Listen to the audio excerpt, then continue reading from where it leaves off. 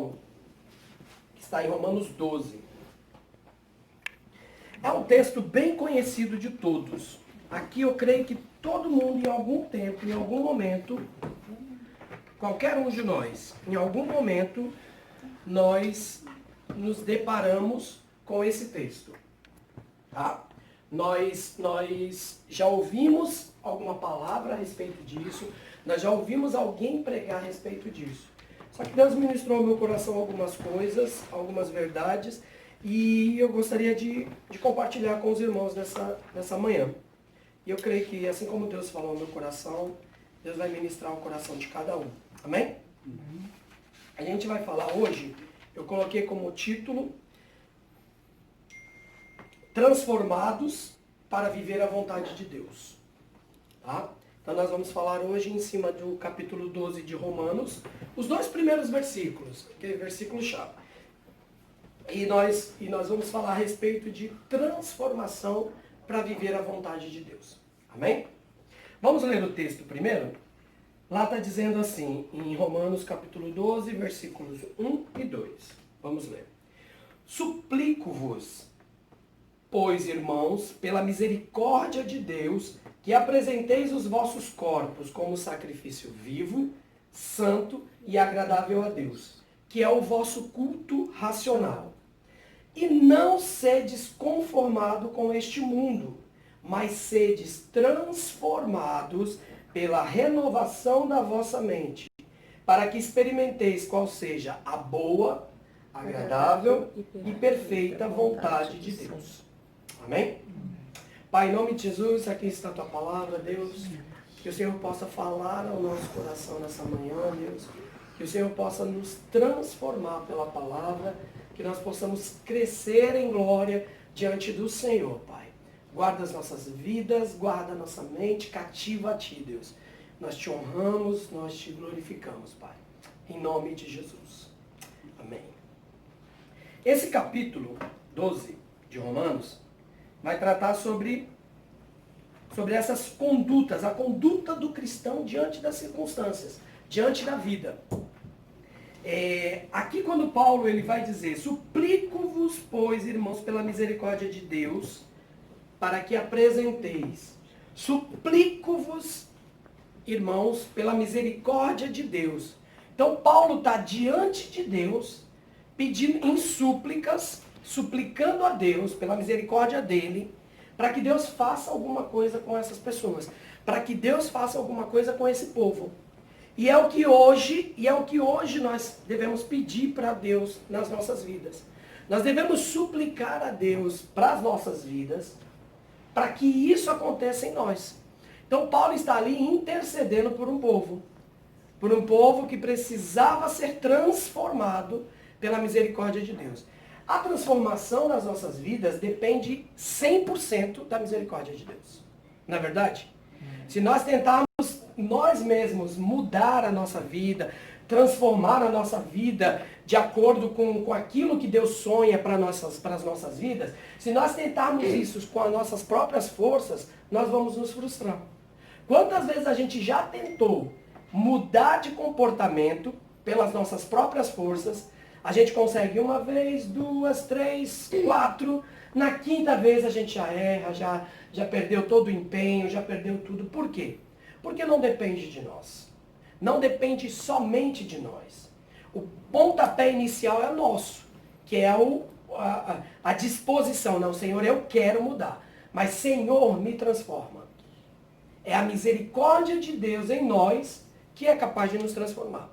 Nós, por nós mesmos, nas nossas limitações, nós não conseguimos. A nossa tendência, se colocar numa balança, né? Deus, o mundo e a carne, e nós aqui no meio, se nós deixarmos ao bel prazer, sempre essa balança vai pender mais para carne. Sempre vai pender mais para o meu eu, para aquilo que eu quero e tal, muito mais do que para Deus. Para que essa balança volte a pesar mais para Deus, eu aqui no meio tenho que interagir. Então a nossa vida deixada de qualquer forma andar, a tendência maior é sempre a gente ir para o lado pecaminoso. É sempre a gente ir pender para o lado do pecado, para o lado da injustiça, para o lado da carne, sempre. Porque a nossa carne, ela grita por isso. Só que Paulo está dizendo aqui? Eu suplico pelas misericórdias de Deus. Para quê? Para que nós apresentemos o nosso corpo como? Quando Paulo diz para que apresenteis os vossos corpos como sacrifício vivo, santo e agradável a Deus, ele não está dizendo que a gente tem que apresentar o nosso corpo carnal aqui, a nossa carne, como era feito com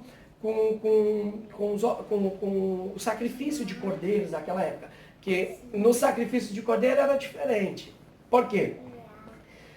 Lembra que no Antigo Testamento, para o povo ser redimido dos pecados, você tinha que levar um cordeiro diante do sumo sacerdote. Aí o sumo sacerdote pegava, matava o cordeirinho, tirava todo o sangue, pegava aquela carne do cordeiro, aquele churrasco, vai fazer um grande churrasco, pegava toda a carne, a parte da gordura tal era deixado lá no templo para os levitas, e o restante da carne a família tinha que levar para casa para terminar de comer. Aquilo tinha que ser comido num único dia. Toda aquela carne. Fazia um grande churrascão, mas o restante era oferecido ali no altar tal.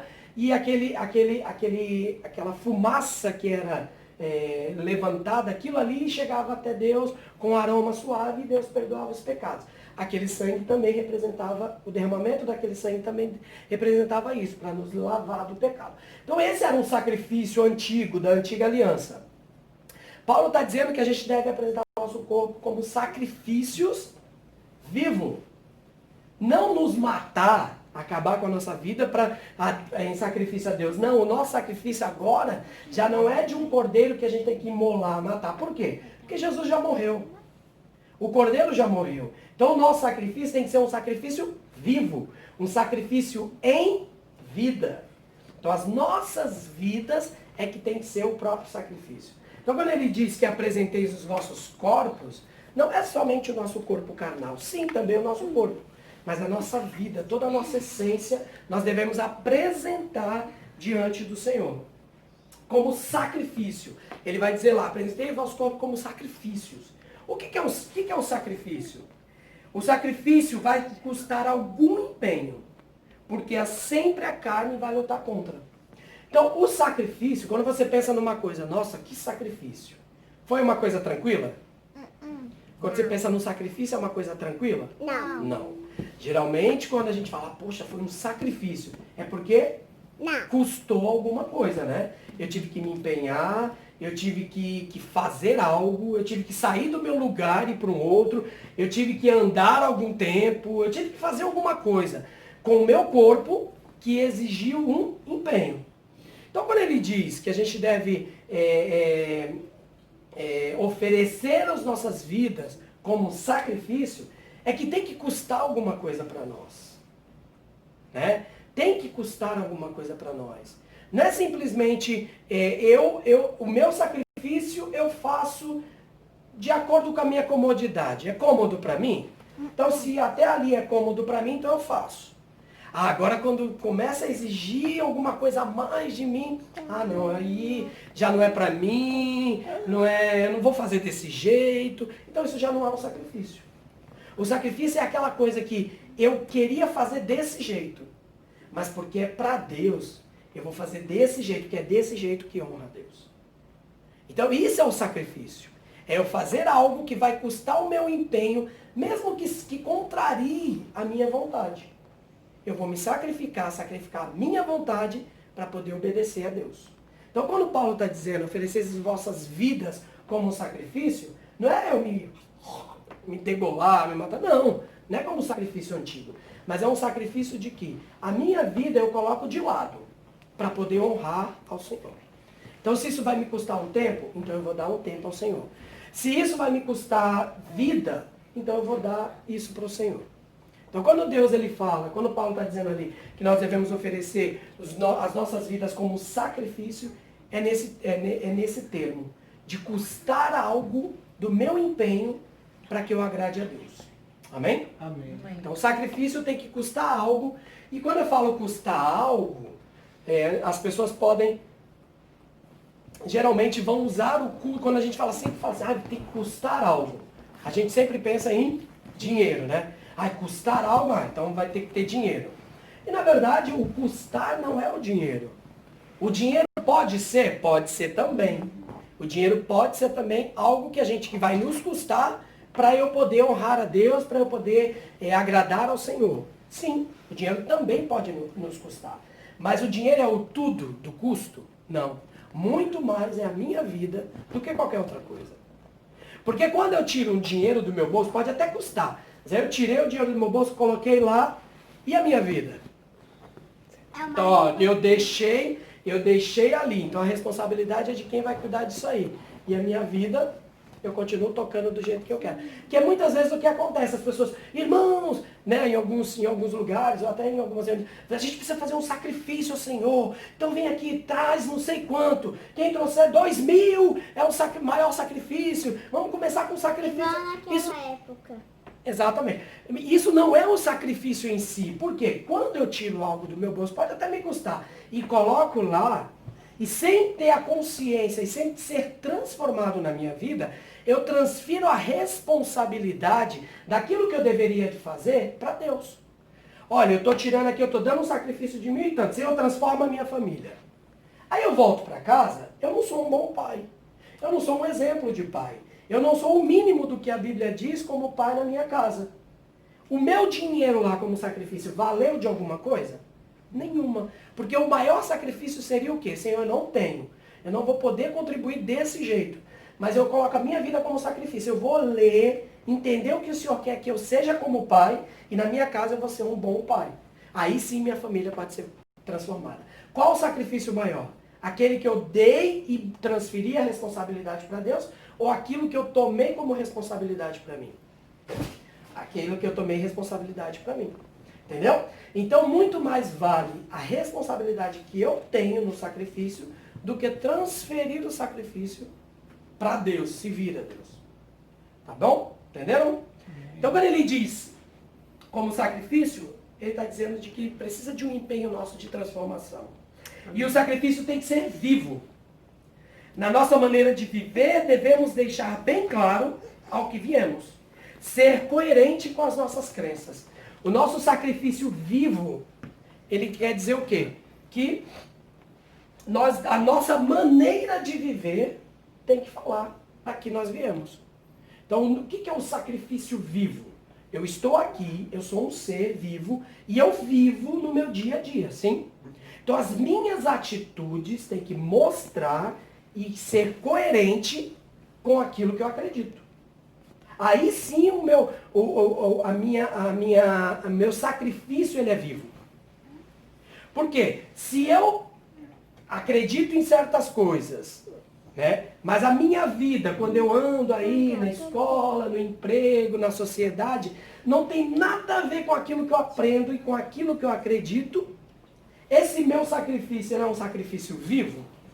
Não. É só um sacrifício morto que está aqui na mente. Porque isso não transforma a minha vida e não faz eu andar como eu deveria andar. Então, por exemplo, vamos exemplificar. Hoje em dia, as pautas que existem aí.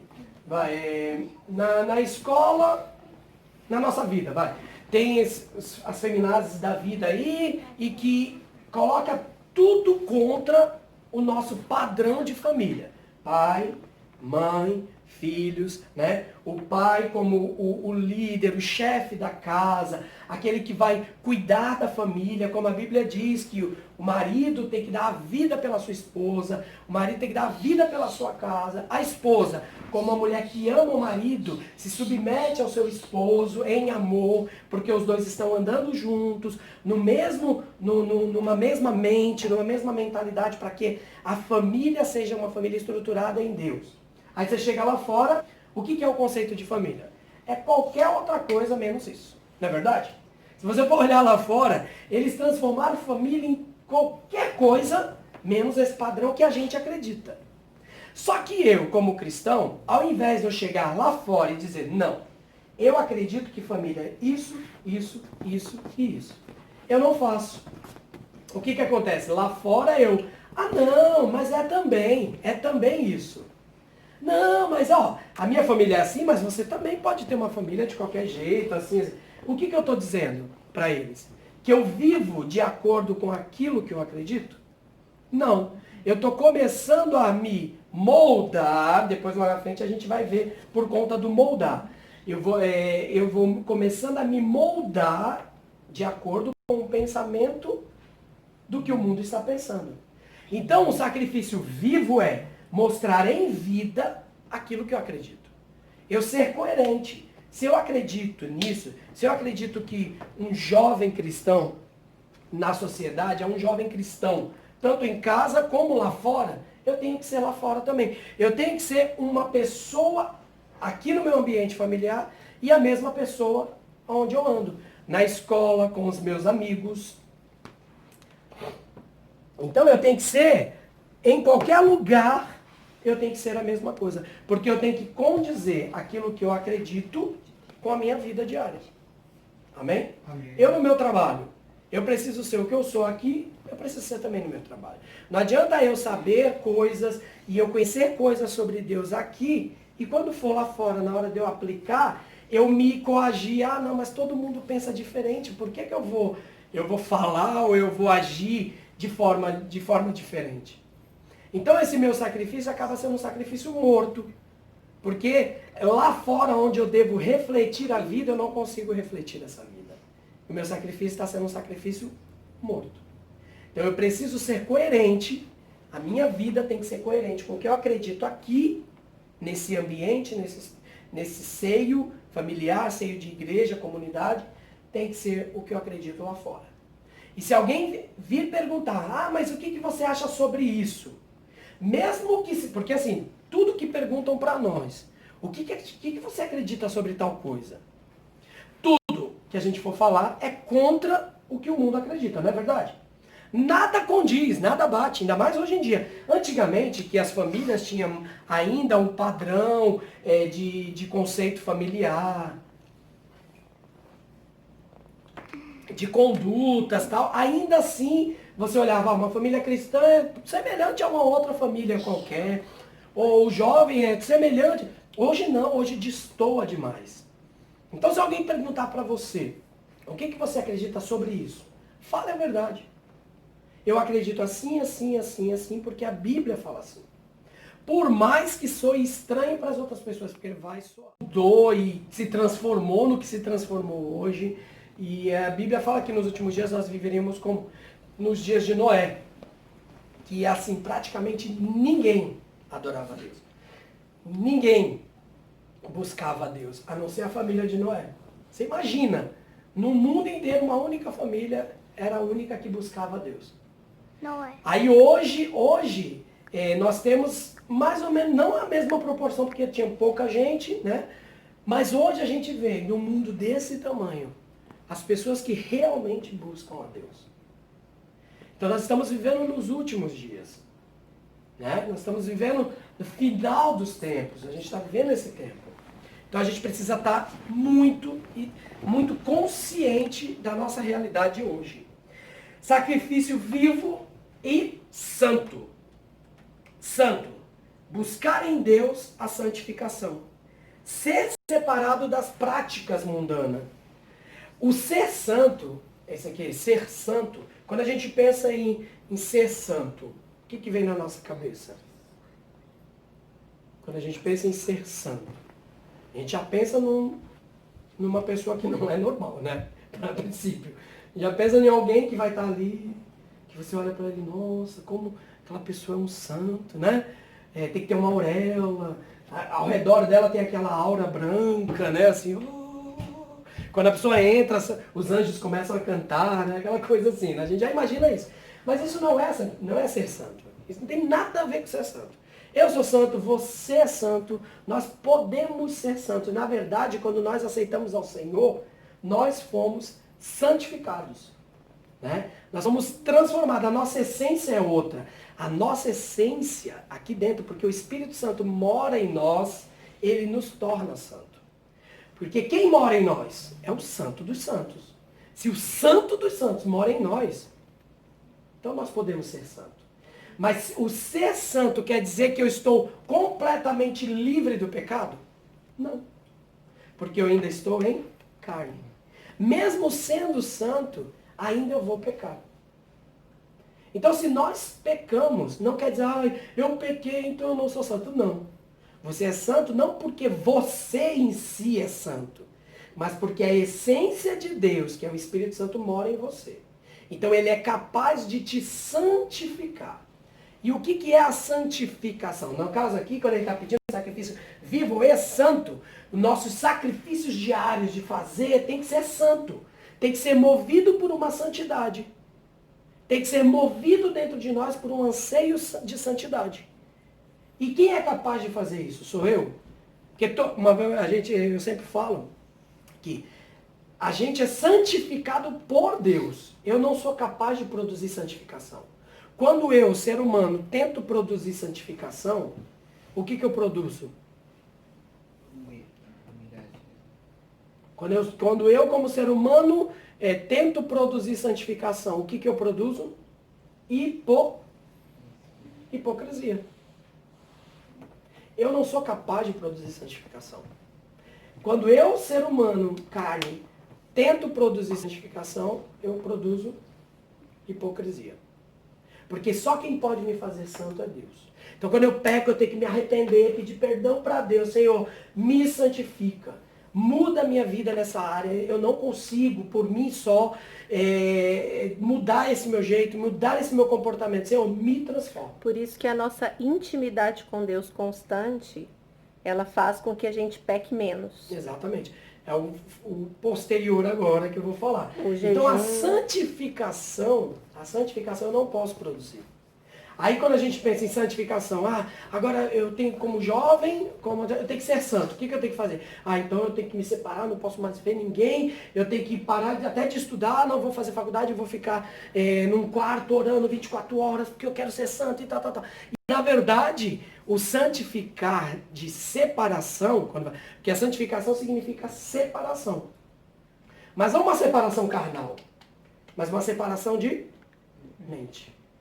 A minha mente não condiz com a mente do mundo. Então você, como um jovem cristão, você pode ser santo no meio de uma turma de pecadores profanos. Você pode continuar sendo um jovem santo. Por quê? A sua mente é santa. E você não precisa com o seu corpo, não, então nunca mais eu quero ver ninguém, eu vou viver. Não, você pode ir lá, você pode estar num ambiente. Às vezes, eu estou na escola, tem como eu sair da escola? Não. Tem os meus amigos? Tem, eu estou ali, tal, mas no meio dos meus amigos, inseridos ali com os meus amigos, eu continuo sendo santo. Porque o que é santo? É o meu corpo aqui? É aquela auréola na minha cabeça? Não. Mas é a minha mente. Eu consigo pensar coisas que Deus queria que eu pensasse. E porque eu penso isso, as minhas atitudes vão condizer com a santidade. Tudo bem? Então, ter uma vida santa não é aquela coisa, agora não me... que nem o Henrique disse, né? Não me toque, eu não fui pro meu pai, né? Ninguém pode tocar. Não é isso. Eu posso ter uma vida normal do dia a dia. Ir e vir para qualquer lugar. Mas a minha mente continua sendo santo. Posso ir pro parque, posso brincar na Disney, posso ir pro qual que é o nome do outro ali? Universal, andar em todas as montanhas russas com uma mente santa. Não posso ficar em nada. Com uma mente santa, né? Eu posso estar em qualquer lugar, mas eu posso estar em qualquer lugar com a minha mente santa. Porque isso é a santificação, tá? Então aquilo que se pregava, que nem muitas vezes eu via na minha época, os jovens terminavam o 2º grau, eu não vou fazer faculdade porque agora eu quero servir a Deus. Como se até o ginásio e o colegial não serviram a Deus? Era impossível? Então eu não vou para a faculdade porque agora eu quero fazer. Não! Você pode fazer todas as coisas da sua vida, até terminar a faculdade, e trabalhar até na sua família com a mente em Cristo e servindo a Deus e sendo santo.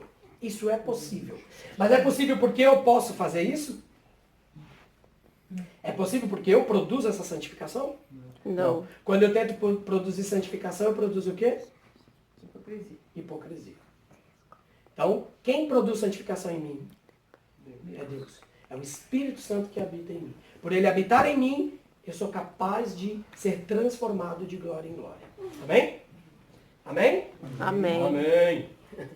E esse sacrifício vivo, santo, ele tem que ser o quê? Agradável a Deus. É possível oferecer um sacrifício que não agrade a Deus? Sim. É possível? Tem que agradar porque existe o que não agrada. Exatamente. Se ele fala que o meu sacrifício vivo, santo, ele tem que ser agradável a Deus, é porque às vezes eu posso tentar produzir sacrifícios para Deus que não agrade a Deus. Sacrifícios de tolo. É até um exemplo que eu uso, que eu falo, que até sempre falo. Eu vivo uma vida inteira fazendo um bolo de chocolate, ai, lindo, maravilhoso, gostoso e tal, para levar lá para o céu, para dar para Deus. Chega lá no céu, eu falei, Senhor, o melhor bolo que eu fiz na minha vida, o melhor chocolate que existia lá no mundo. Aí Deus olha para minha cara e fala assim, ó, eu não gosto de chocolate. Você me perguntou se eu gostava de chocolate? Eu não gosto de chocolate, não como chocolate. Estou de dieta, né? Estou de dieta, não como chocolate. Por quê? A gente tentou fazer algo para ele, porque segundo os meus padrões do que era bom. Então, às vezes eu quero oferecer sacrifícios a Deus pelos meus padrões. Olha, isso aqui eu acho que é bom. Então, por ser bom para mim, eu vou oferecer como sacrifício para Deus. E é assim que a gente deve oferecer os sacrifícios a Deus. A gente tem que oferecer o sacrifício a Deus que agrade a Deus. Então, só quem sabe o que agrada a Ele é Ele. Como saber o que agradar a Deus? Sabendo o que Ele quer. Não é óbvio? Quando você quer agradar alguém, você vai agradar, por exemplo, você vai agradar sua namorada. Sua namorada é alérgica a flores. Se entrar flor na casa, ela ataca a alergia dela e... Não. Aí você quer agradar a sua namorada, você fala, flores lindas aqui, eu vou levar flor para minha namorada. Vai agradar a sua namorada? Não. Vai trazer para ela uma alergia. Então, mas no seu coração aquilo era bom. Mas você ofereceu um sacrifício que não era agradável à sua namorada. A mesma coisa a gente faz cotidianamente com Deus. Agora em Malaquias, eu vou ler um texto para vocês verem o que é oferecer um sacrifício a Deus que não agrada a Deus. Malaquias, capítulo 1, no versículo 6 a 8. Vocês vão ver o absurdo do que é oferecer algo que não agrada ao Senhor. Malaquias 1, de 6 a 8, vai dizer assim: Ó filho, honra seu pai, e o servo o seu mestre. Se então eu sou um pai, onde está a minha honra? E se eu sou o mestre, onde está o meu temor? Diz o Senhor dos Exércitos a vós, ó sacerdotes, que desprezais o meu nome. E vós dizeis, em que desprezamos o teu nome? Aí ele vai dizer, ofereceis pães profanos sobre o meu altar, e dizeis, em que havemos profanado? Nisso dizeis, a mesa do Senhor é desprezível. E ofereceis o cego para o sacrifício. Isso não é mal? E se ofereceis o coxo ou enfermo, isso não é mal?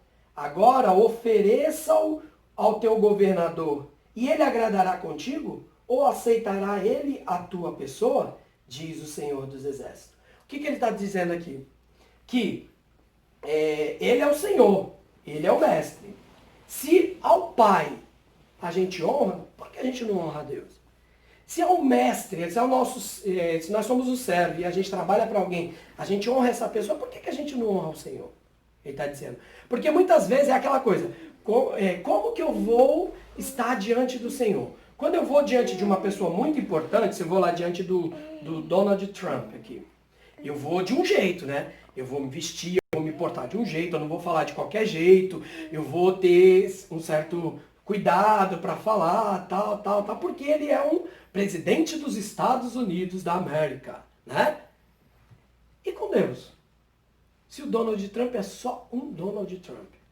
É isso que Deus está falando. Se você se apresenta para um senhor aí, que você é servo, desse jeito, por que eu sou o Senhor dos Senhores e você se apresenta a mim de qualquer maneira?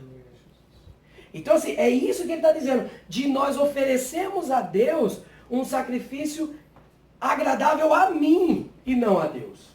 Quando eu penso que, não, para mim assim tá bom, então eu vou oferecer para Deus e ele vai se agradar. Não é dessa forma. Porque existe um jeito e uma maneira de nós oferecermos os nossos sacrifícios ao Senhor.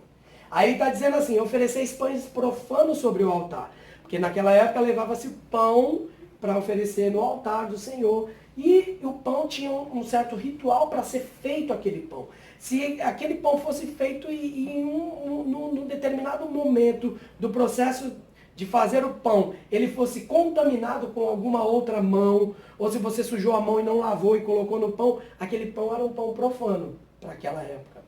Então, mesmo assim, mas não tem problema, a gente vai levar lá. É aquela coisa de fazer, não, deixa assim mesmo, a gente vai fazer. Essa coisa é o que Deus está falando. Se para uma pessoa que é um ser humano, que está aí diante de vocês como ser humano também, vocês querem dar o melhor, por que para mim tem que ser desse jeito?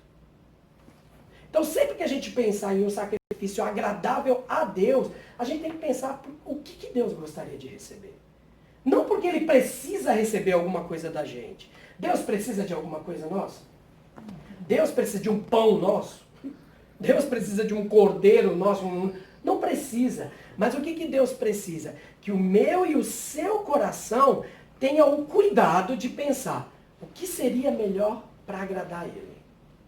Se esse cuidado está no nosso coração, Deus aceita, não é qualquer coisa, mas Deus aceita aquilo que para a gente às vezes pode ser até o mínimo. Mas está no meu coração o desejo de fazer o meu melhor. Por exemplo, aquela viúva, né? Aquela oferta daquela viúva e a oferta daqueles sacerdotes que estavam lá. Todo mundo deu um monte de dinheiro, botou lá, e a mulher foi lá com a moedinha e botou a moedinha. E Jesus mostrou ali e falou, qual foi o maior sacrifício ali? Qual foi o sacrifício que agradou a Deus? Foi um sacrifício? Da viúva. Da viúva, né? Porque ela deu com coração. Era tudo que ela tinha. E ela deu tudo que ela tinha para agradar a Deus. Então não era o valor monetário, mas era o desejo de fazer como Deus gostaria de receber. Então, quando é um sacrifício agradável a Deus, é aquele sentimento, será que isso vai agradar o coração de Deus? Será que eu fazer desse jeitinho aqui, Deus vai se agradar comigo? Então é esse o cuidado que Paulo está pedindo, para que os nossos sacrifícios sejam santo, vivo e agradável a Deus. Por quê? Esse povo estava fazendo sacrifício? Estava. Eles estavam sacrificando as ovelhas, estavam oferecendo o pão, estavam fazendo tudo o que deveria fazer. Esse povo era aquele povo que estava indo para o culto, era aquele povo que dava o dízimo, era aquele povo que participava do ministério de louvor, é aquele povo que participava do ministério de mulheres, é aquele povo que participava de todos os ministérios da igreja, estava na igreja segunda a sexta, domingo, segunda, terça, quarta, fazia todos os ritos. Só que fazia como? De outro jeito. De outro jeito. O agradar não era o agradar a Deus, mas era agradar a mim. Então assim, eu vou, mas eu vou do meu jeito. Olha, eu vou fazer, mas eu faço do meu jeito. Olha, eu vou servir nesse ministério, mas eu vou servir do meu jeito. Então, o servir do meu jeito está querendo dizer o quê? Que eu vou fazer um sacrifício agradável a mim. Quando eu falo assim, não, eu faço isso aqui, mas eu faço do meu jeito. Eu estou falando assim, não, eu faço isso aqui, eu vou fazer esse sacrifício. É um sacrifício vivo, santo e agradável a mim.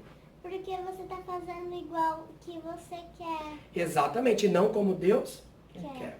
Então, para que a gente saiba que o nosso sacrifício é um sacrifício agradável a Deus, eu preciso o quê? Saber o que Deus quer. Papai, Saber a vontade de Deus. mas por que se a pessoa não pode escolher o que ela quer e Deus pode escolher o que ele quer? Porque Ele é Deus. A resposta é essa, porque Ele é o nosso Deus. E nós devemos fazer aquilo que agrada Não a é o rei. Deus. Tá?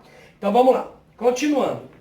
Uma oferta agradável a Deus exige o quê? Sacrifício e obediência. Então agradar a Deus está envolvendo o quê? O meu sacrifício diário e a minha obediência a Deus. Tá? Aí sim eu consigo agradar a Deus.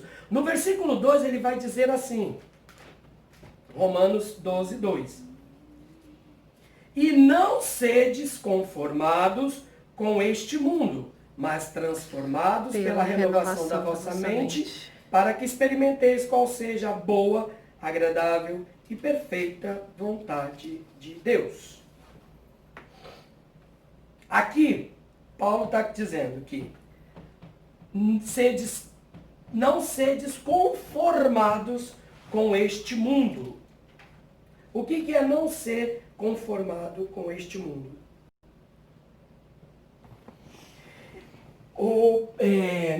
Nós temos nós temos as verdades contidas na palavra, as verdades do Evangelho. Quando eu penso em verdades do Evangelho e mente mundana, e a mente corrompida do homem mundana, eu penso em duas substâncias. Uma substância é uma substância sólida. Então isso aqui, vamos dar um exemplo disso aqui. Isso aqui é alguma coisa sólida. Eu vou pegar isso aqui como a nossa mente, uma mente com padrões cristão. Padrão cristão é um padrão? É um padrão sólido. Não é? Quando eu creio que Deus é Deus e não existe outro Deus. Pode existir mais ou menos um outro deusinho? Não. Deus, ele é o único Deus. Então isso é um padrão sólido. Quando eu creio que Deus fez o homem e mulher como seres distintos, isso é um padrão sólido. Quando aí no mundo vão dizer, Deus criou assim, mas também a gente pode pensar que a gente é um padrão sólido? É um padrão diluído. Então eu penso assim, um padrão de uma mente cristã é um padrão assim. O padrão de uma mente mundana é como se fosse uma moeba. Sabe aquela gelatina que as crianças brincam? É uma moeba. Porque com aquilo eu faço qualquer coisa. Com aquilo eu transformo em qualquer coisa. Com isso aqui, eu jogando isso aqui em cima de uma forma que tem um outro formato, isso aqui vai se transformar naquilo que é o formato da forma? Não, porque isso aqui é sólido. Quando eu pego uma moeba, uma geleia, boto numa forma, uma slime, boto numa forma ali e jogo ela em cima, o que acontece com essa moeba, com esse slime? Forma. Ela vai tomar a forma da forma. É exatamente isso. Quando eu tenho uma mente solidificada nas verdades, é impossível eu me amoldar com o pensamento mundano. Quando Paulo está dizendo aqui, e não sedes conformados com esse mundo, esse conformado quer dizer, não vos amolde a este mundo. Não vos conforme com este mundo. Não tomem a forma desse mundo. Se eu tenho uma vida que tem uma mente sólida e é jogada no mundo, essa mente sólida vai se diluir e parecer com a mente do mundo? Não. Quando eu tenho uma mente que não é sólida, eu estou aqui, no reino de Deus, eu estou aqui no ambiente de igreja, de culto, de família, mas a minha mente ainda é uma mente ainda de amoeba, para não dizer de ameba, né?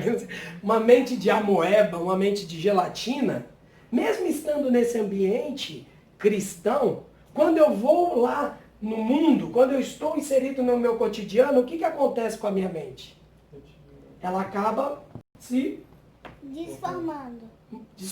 desformando do original e tomando a forma do outro. Então o que acontece? Quando eu estou aqui nesse meio, ele está dizendo assim, não vos conformeis com esse mundo. Não tome a forma da sua mente a mesma forma que esse mundo tem. Então é um cuidado que a gente precisa ter. Enquanto a gente está aqui aprendendo das verdades de Deus, isso precisa ser muito sólido dentro de mim. Porque se alguém perguntar, você acredita nisso, que é totalmente mentira, você vai falar, não. Eu não acredito nisso. Eu acredito nisso. Aí as pessoas falam, não, mas isso aí é um absurdo. Tá? O problema é seu. Eu acredito, porque isso é a verdade. E nunca a gente deve dizer. Vou ler de novo só para vocês entenderem. O mundo e a carne facilmente nos atraem para que nos amoldemos a essas formas. Tá? Por quê? Porque para isso não exige esforço algum. Para eu me amoldar aos padrões do mundo, exige algum esforço? Não. Nenhum. Por quê? Por causa da nossa Pele. Da nossa carne. Então, porque a nossa carne pecaminosa, se eu pegar uma criança recém-nascida, ou uma criança pequena, deixar ela aí, ser criada lá, vão ter. Qual vai ser o destino dessa criança? O pecado e a morte. Porque naturalmente o ser humano tende ao pecado. Então se nós deixarmos um ser solto à própria sorte, ele vai pender muito mais para o pecado e para as coisas mundanas. Porque naturalmente o nosso corpo vai pender para essa. É aquela coisa assim, se você deixa um corpo, o rio. Oi. Fala de novo, eu não entendi nada. Não? Então assim, se nós, sem Deus, a nossa vida é sem Deus. A outra aqui, Da criança, isso. Eu como se eu fosse uma criança. Sem Deus, sem pensar em nada sobre Deus, fosse deixado para ser criado de qualquer jeito, automaticamente eu ia fazer coisas boas? Não. Eu só ia fazer coisas ruins. Por quê? Exatamente. Eu como uma criança, um bebezinho, se eu tivesse solto, criado, sem nenhum padrão de Deus, eu ia fazer coisas boas? Não, eu ia pender sempre para fazer as coisas ruins. É isso que o papai quis dizer. Aí o que acontece? É como se fosse um rio. A nossa vida é como se fosse um rio. Se você pegar alguém, jogar essa pessoa no rio, e a pessoa não nadar, só ficar parada, o que vai acontecer com ela? Morrer. Ela vai seguir O rio vai levando ela. Correnteza. ela vai seguir a correnteza. É exatamente a nossa vida sem Deus. Eu sou lançado no rio e eu vou conforme a correnteza vai andando. Exige força para eu ir andando conforme a correnteza? Não. Exige algum esforço? Não. Não. Agora eu com Deus, dentro desse rio, o que eu tenho que fazer? Nadar. Porque o sentido da vida em Deus vai sempre sentido oposto ao rio. Então o rio me leva para a carne, para o mundo, para a vida normal. Só que em Deus eu preciso o quê? Nadar. Para poder me mover em direção a Deus. Então se eu paro nessa minha caminhada, o que acontece que o rio faz comigo? O que o rio faz comigo? Está me levando segundo o curso desse mundo. Agora eu com Deus, o que eu preciso? Nadar e me empenhar em direção a Deus. Isso que quer dizer transformai-vos a vossa mente. Porque o amoldar não exige esforço.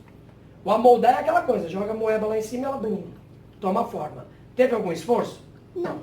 Agora eu transformar, aí exige um esforço. Aí exige algo. E aí exige eu nadar contra a correnteza.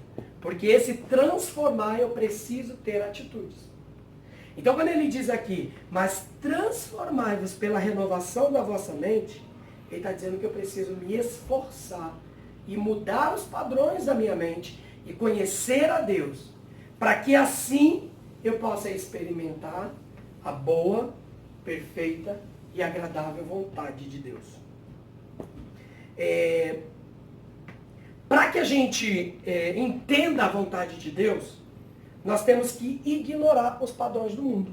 Então é totalmente oposto. Quando Paulo está dizendo aqui, ó, não vos conformeis com este mundo.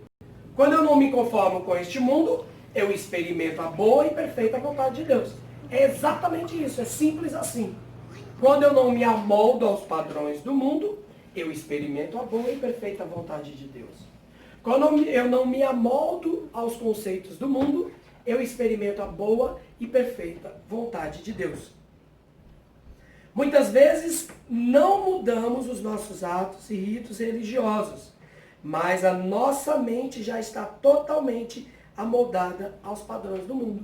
Então, às vezes, a gente não parou de fazer os nossos ritos, mas os nossos conceitos aqui dentro já foram totalmente modificados. Então, não são as nossas atitudes ritualísticas que vai dizer aquilo que eu sou e se eu estou vivendo na vontade de Deus.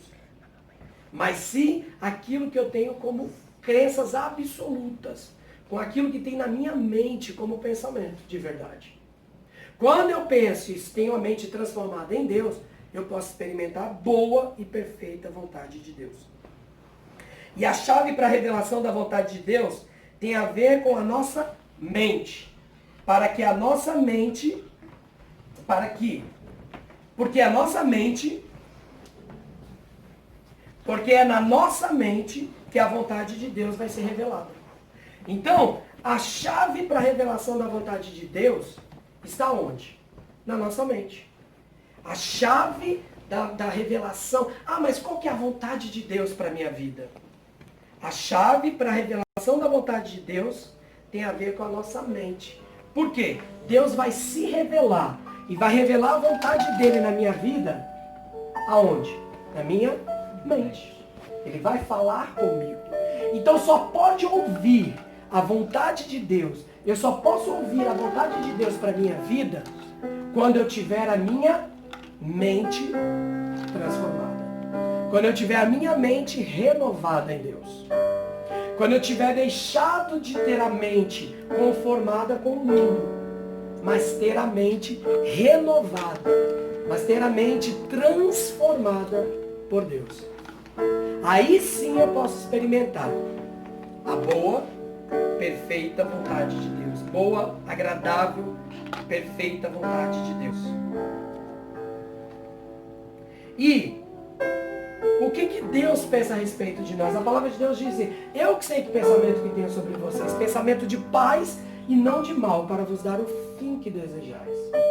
A vontade de Deus para nós é vontade de paz, é uma vontade de alegria, é uma vontade de amor. Ah, mas qual que é a vontade? Eu ainda não entendi a vontade de Deus para a minha vida. Eu não preciso ainda entender a vontade de Deus para a minha vida completa. Por quê?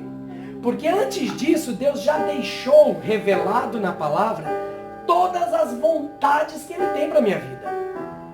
Se aquilo que Ele já deixou escrito aqui, para que eu viva, eu ainda não estou vivendo, como eu quero saber aquela vontade revelada de Deus? Se aquilo que Ele já deixou eu não cumpro. Qual que é a vontade de Deus para mim como filho? Que eu seja um filho obediente a pai e mãe. Para que eu seja um filho que honre pai e mãe. Qual que é o decreto de Deus para minha vida como pai?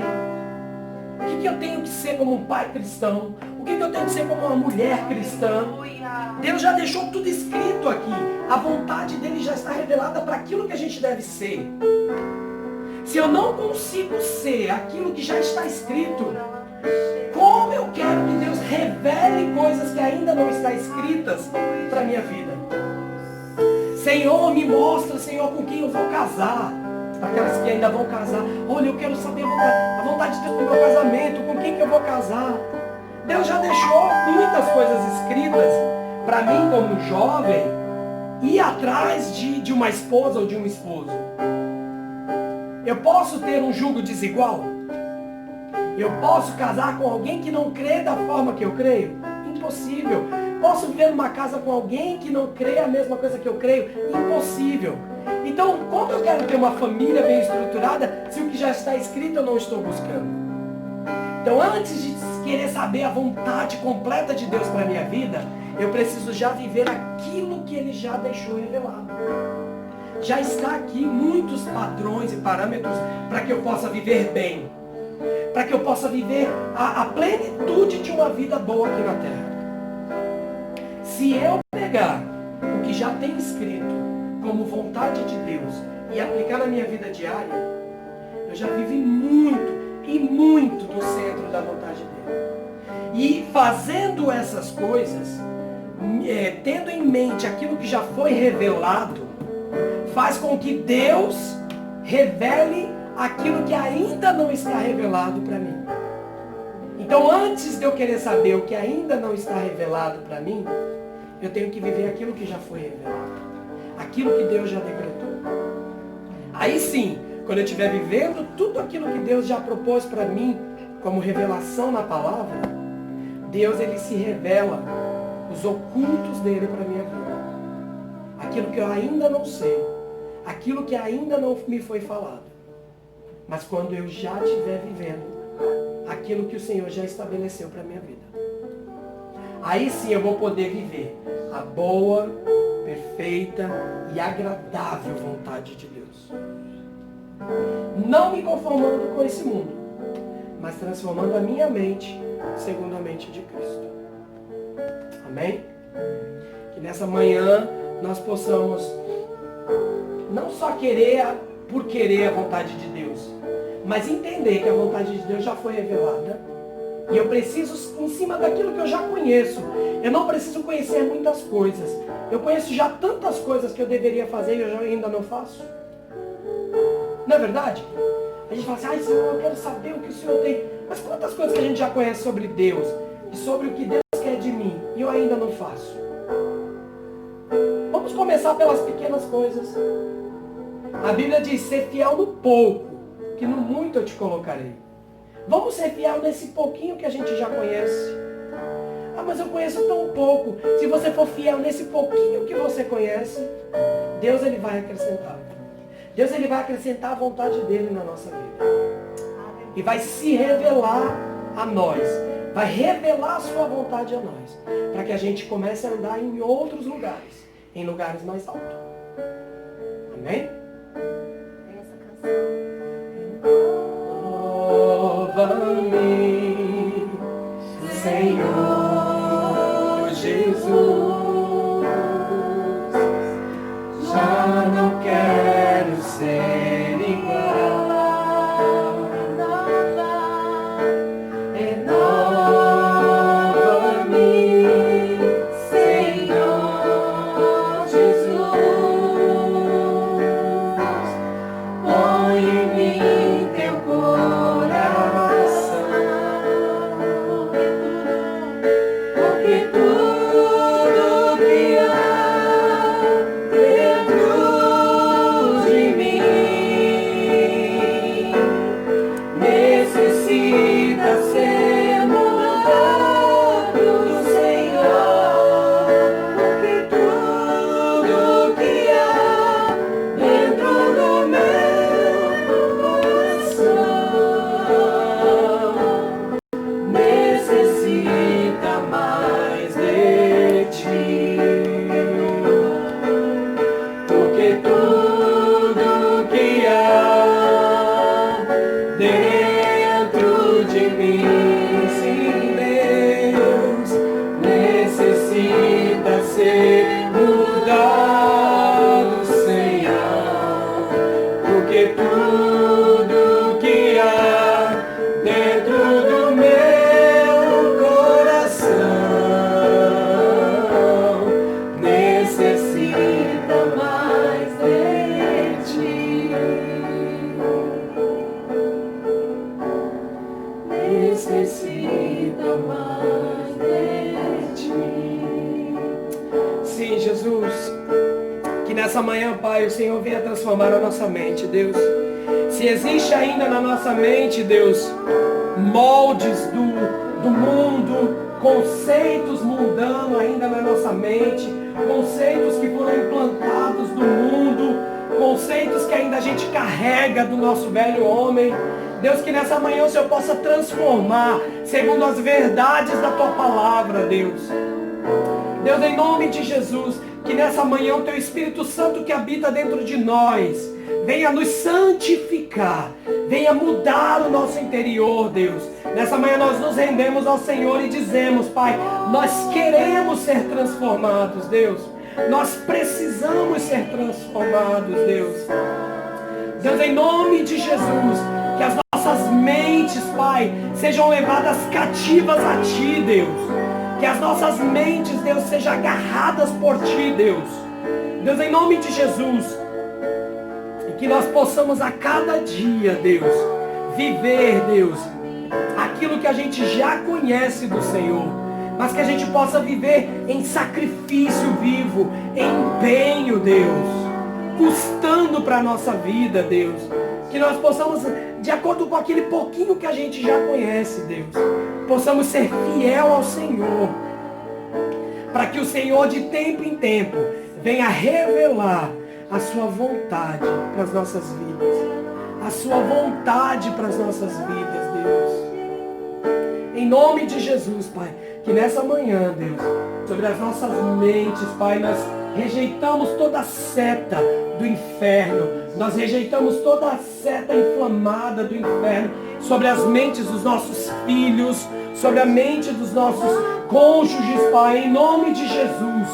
Que as mentes sejam livres nessa manhã. Que as nossas mentes sejam livres nessa manhã. Livre de todas as amarras, em nome de Jesus. Que de uma vez por todas, Deus, que a nossa mente possa ser renovada pelo Senhor, transformada pelo Senhor, Pai. Para que nós possamos, Pai, viver a boa, perfeita e agradável vontade do Senhor. Nós te agradecemos, Pai, em nome de Jesus, Deus. Em nome de Jesus, Pai. Amém. Amém. Amém. Deus é bom. Alguém quer falar alguma coisa? Alguém tem alguma pergunta, alguma observação, algum acréscimo? Eu. Diga. Por que Deus é santo? Porque Ele é santo, o próprio santo. Não existe santidade em ninguém.